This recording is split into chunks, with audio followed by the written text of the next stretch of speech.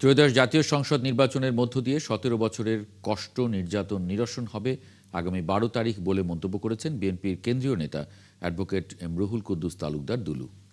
শনিবার বিকেলে নাটোরে বড়াইগ্রাম উপজেলার কালিকাপুর সরকারি প্রাথমিক বিদ্যালয় মাঠে নাটোর ৪, গুরুদাসপুর, বড়াইগ্রাম আসনের ধানের শীষের প্রার্থী আব্দুল আজিজের নির্বাচনী জনসভায় তিনি একথা বলেন। তিনি বলেন, এই একটা নির্বাচনের জন্য মানুষের দাঁড়ে দাঁড়ে ঘুরতে হয়েছে তাদের। এ সময় উপস্থিত ছিলেন নাটোর ৪ আসনের বিএনপি মনোনীত প্রার্থী আব্দুল আজিজ, জেলা বিএনপির সদস্য সাবিনা ইয়াসমিন, বনপাড়া পৌর নির্বাচন পরিচালনা কমিটির আহ্বায়ক ও জেলা বিএনপির সদস্য অধ্যাপক এম লুৎফর রহমান সহ অনেকে।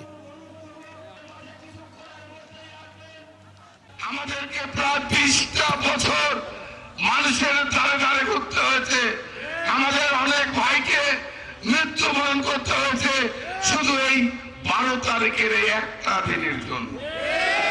প্রিয় ভাই আমার, এই ১৭ বছরের কষ্ট, ১৭ বছরের সমস্ত জীবনের নির্যাতন, অত্যাচার সবকিছু নিরসন হবে আগামী ১২ তারিখ।